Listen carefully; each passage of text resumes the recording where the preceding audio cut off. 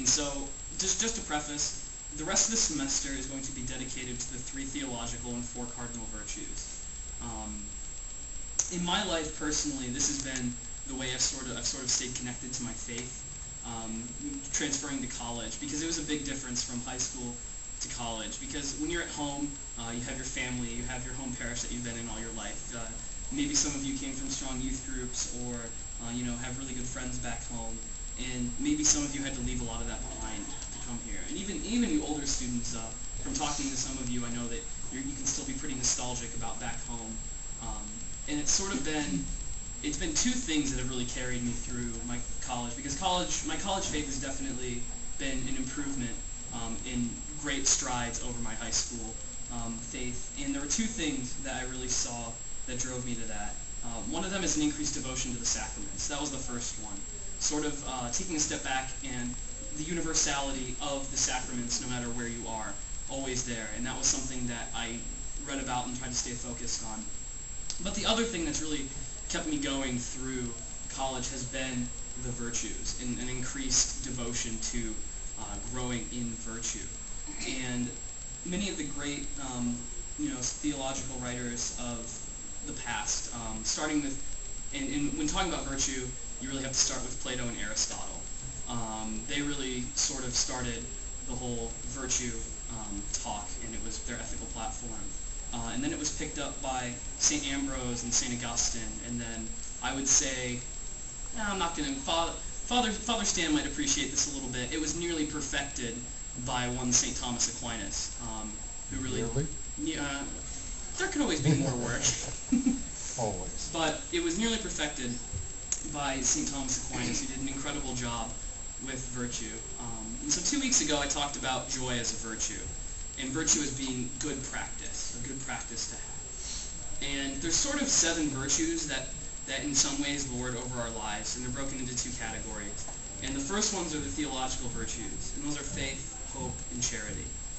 And those are the first 3 talks that you're going to hear from other people about. This is the last time you're going to have to listen to me in a long time, so everyone be happy about that, because things will get better from here on out. But faith, hope, and charity.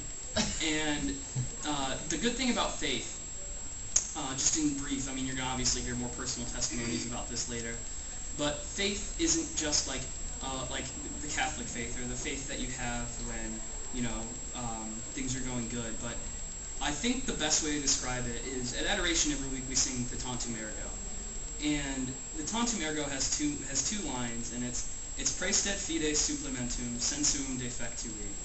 And what this translates to roughly is faith supplies where the feeble senses fail us.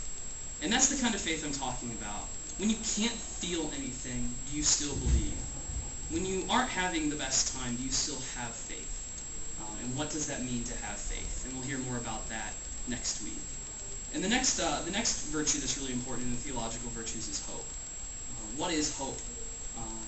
I hope that I get a good grade on this test. I hope that my friends like me. I hope that I'm going to earn a lot of money when I'm older. And these are all false hopes, fake hopes. The hope that I'm talking about is the hope in eternal salvation, and the hope that Jesus Christ brings us in our day-to-day lives. A true hope. A hope that no matter how dark things get, they can get better. That's the kind of hope that the virtue talks about, is hope when it seems hopeless. When everything seems to be going wrong in your life, and you're downtrodden, and you're really down on yourself. What does it mean to have hope in Christ? So that's the basis of hope. And then the last one is charity. And the cool thing about charity is a lot of people associate charity with charities, I guess is the best way to put it. Giving money, going out and doing things, which is charity, but charity is also greater than that. You show charity to your brother and sister when you forgive them for what they've done, or you show them an extreme amount of kindness, even when they seemingly don't deserve it. That's what charity is all about. Loving someone truly, and everyone for that matter, is a true expression of charity. And then this breaks down further. So those are like the 3 theological virtues, and those are great things that we can all spend time growing in. And yes, faith is a good practice. Hope is a good practice. And charity is a good practice too, but I would say charity is very difficult, especially among those to really become proficient at. And the next four are four that a lot of people, I've noticed just in basic conversations, sort of have never really been taught about. And I think they are incredibly important. And those are the four cardinal virtues. And a little thing on the cardinal virtues. They get their name from a Latin word called cardos, which means hinge, which seems a little weird, but the reason why it's that is because cardinal virtues are the virtues on which the moral life swings, as on a hinge. So your moral life swings and exists based on these four virtues. And these are prudence, temperance, justice, and courage. And you'll hear later on, obviously this is going to be at least 7 weeks worth of material, and we have some other stuff going on in between. So this will almost cover us to the end of the semester. So you'll hear a lot about these later, but just again a basic background. Prudence was something I focused on for a long time. I used to be very imprudent. I still am very imprudent all the time, in the sense that prudence is the ability to discern what is right and wrong at a given time. It's especially in speech, it tends to be used a lot, so being prudent in your speech with someone. So for instance, if you see someone doing something wrong, what's the prudent way to correct them in what they're doing? What is the prudent way to address the situation? It takes a lot, like wisdom and understanding really come a lot from prudence, which are two other virtues, but they sort of fall under prudence. And so being prudent and understanding, when is a good time to speak and when is a bad time to speak. An example, many of you know that I was going to go to seminary last year, and I was in the mountains with all my seminarian brothers. We were in the mountains, and we were having like late night campfire discussions, and I like talking, and I was new, and so it was actually very imprudent of me to say anything. And especially when what I was saying was, difficult or contrary to what was being said. And so one of my dearest friends pulled me aside, and he's like, Colin, like, you need to have a better understanding of prudence. You need to be more prudent in how you speak because you're speaking out of turn. And he told me a story about at the seminary where literally the first year guys, like every one night a week, they all the seminarians eat together with like all the priests and the rector of the seminary and everything. And they're all eating together, and literally the rector tells the first year guys for a few weeks that they aren't allowed to talk, to work on the prudence of speech and to understand their place. And having that understanding of your place in a situation is really important. And that sort of transfers into the next virtue, which is temperance, which is like moderation and modesty. I have a close friend of mine who struggles with temperance a lot. They sort of do other things rather than do their homework, or eat a lot, or things like that. So they really struggle with temperance. I struggle with temperance a lot in tons of different ways. If I have candy, like if I buy a huge bag of candy, you can bet your soul that thing is going to be gone long before it should be. And that's not being very temperate of me. Drew nods his head. He's like, absolutely. That's me lacking temperance. I lack temperance in my speech. Some people can lack temperance in their dress. Modesty, being modest, understanding, what that means and your place in things. And I think that's really how you develop temperance, is understanding like where you are and how to sort of address the situation in that way, and to be temperate. Very important virtue to have.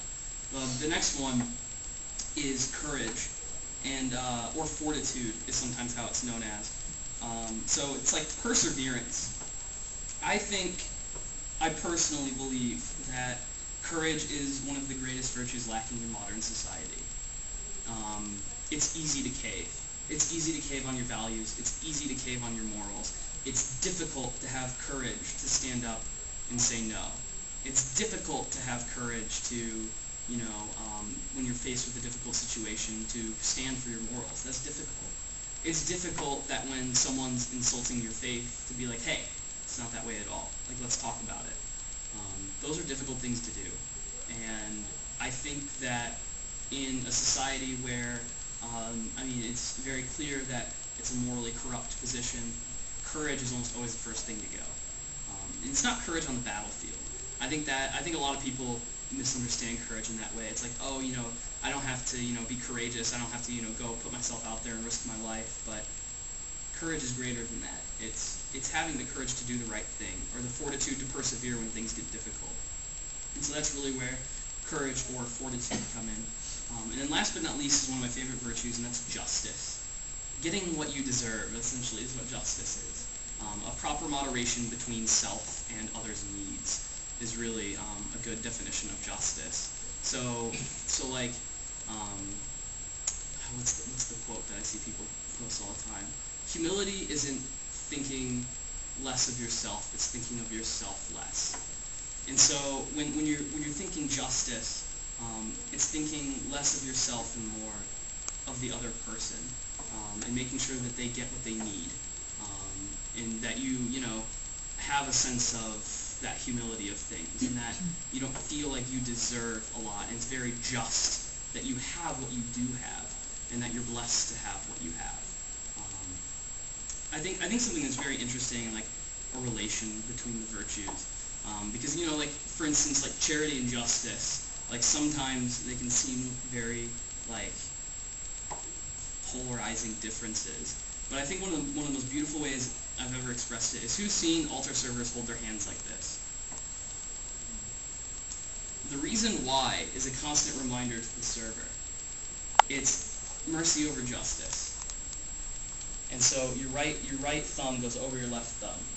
Mercy over justice. And I'll never forget that ever again, because every time I fold my hands like this, I remember. And then like another example of how this plays out is a priest's vestments. The priest's chasuble, the giant tent thing that he wears that he sweats in throughout Mass. The muumuu. The what? The muumuu. Yes. That stands for charity. And a priest's stole stands for authority. And so it's a very interesting dynamic between like the stole and the chasuble, because most of the time priests will wear their chasuble over their stoles, symbolizing charity over that authority. Because yes, priests are definitely the authorities that we have, but they're very charitable people as well, and there's a constant reminder of that throughout the church. And so, the virtues are a deeply personal growth, and we all must grow in virtue, and we all exhibit virtues already. I'm just going to single someone out. Blake is the most charitable person I've ever met in my entire life. Like, if you want to know charity, talk to Blake, because that man is the most incredibly charitable person ever. And I know if I got to know a lot of you as well as I know Blake, then I would definitely see that you have mastered or are close to mastering at least one of these virtues, if not more. But we all must, grow in all of them. And this is the practical path to holiness. People always ask, like how do I deepen my prayer life? How do I grow closer to God? How do I develop a sense of holiness? Cardos, hinge. The virtues are which our moral life hinges. Our holiness hinges on a development of these virtues. Holiness isn't just being able to pray for long periods of time. I think it's an incredible tragedy that more often than not we associate holy people with people who pray constantly, like in front of a tabernacle, or we find them in the church all the time. Which there's nothing wrong with that, and more often than not, yes, those are very holy people. But the holiest people are the ones who master these virtues. Mother Teresa was a really hard worker. She was a hard prayer, but she was a hard worker too. You better believe that she had most of these virtues mastered, but by the time she died. She was very faithful. She has tons of amazing quotes about both hope and charity. Amazing. There's a storehouse of knowledge on charity coming from Mother Teresa.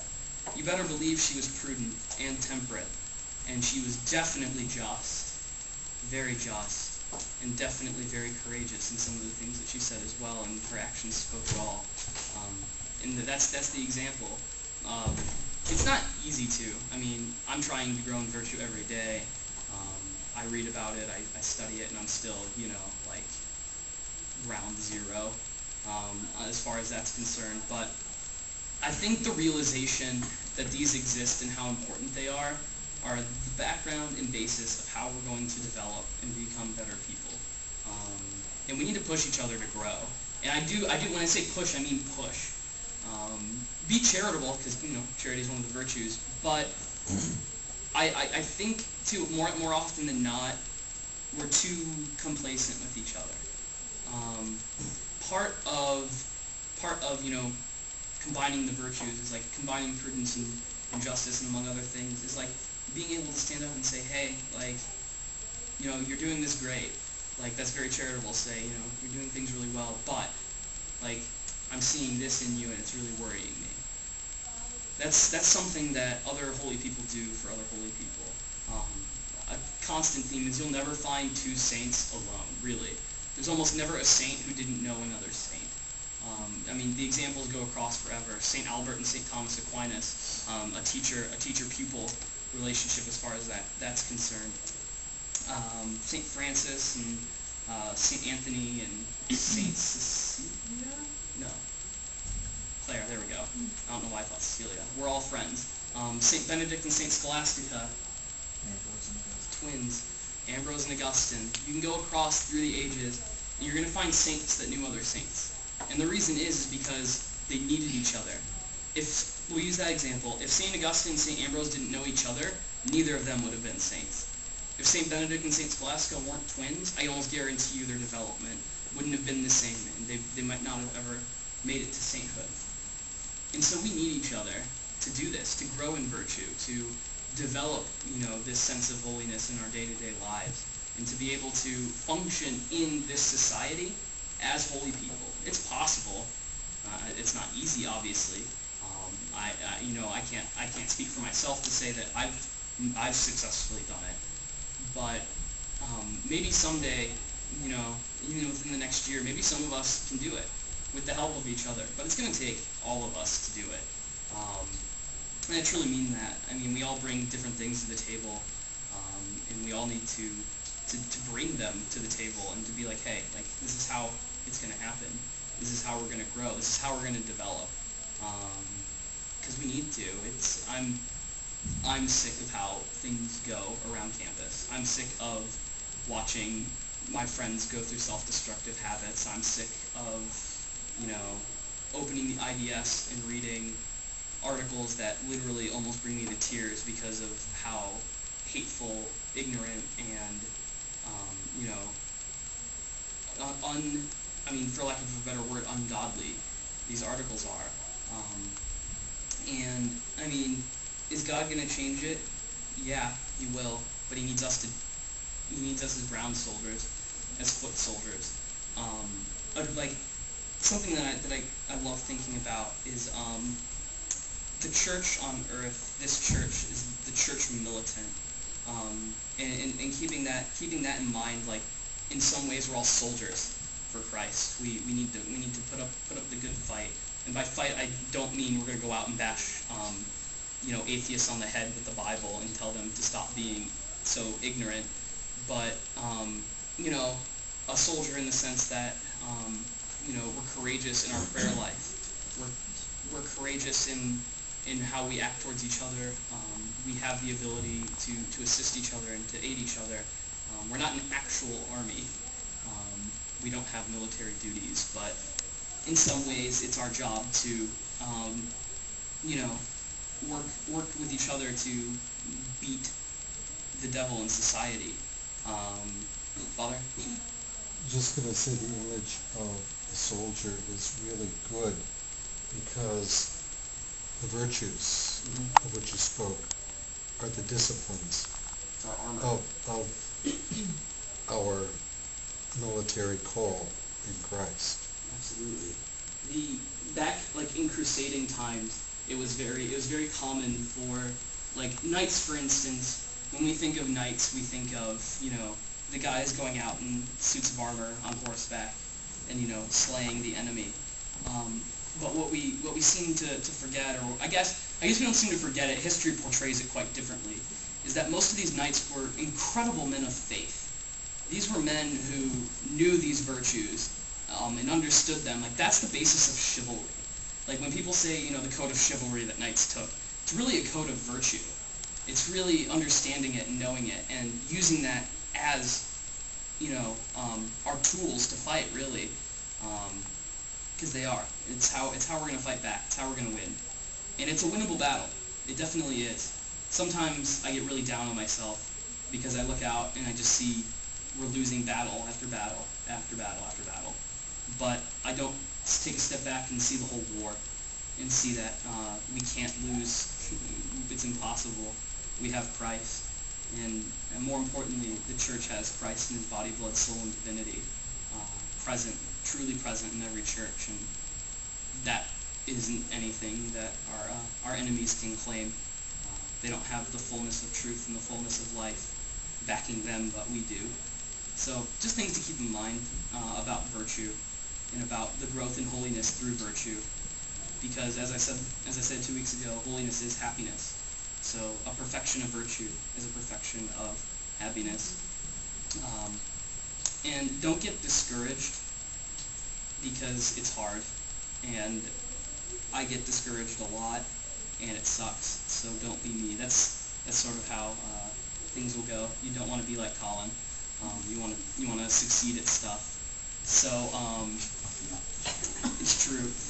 It's true. But you want to do better. And so at this point, we're going to sort of break up into small groups, which it's great that I got 4 people to help lead because there's a lot more people here than I thought there were going to be. And I'd like to keep the small groups small. But questions that but should be addressed in small group setting. Let's go with, like, how do you feel, or like which virtues do you feel like you express the best? Let's start there. Which one do you think you need to grow in now that you have a basic knowledge? And then finally, what is one practical way, or a couple practical ways, and obviously discussion can go wherever discussion goes in this, but what are some practical ways to encourage each other to grow in these virtues and to encourage each other to grow in holiness? I think those are really good questions. And again, this whole idea is going to be fleshed out over the course of this semester, and we're all going to have a better understanding and hopefully grow together through this process of learning about the virtues.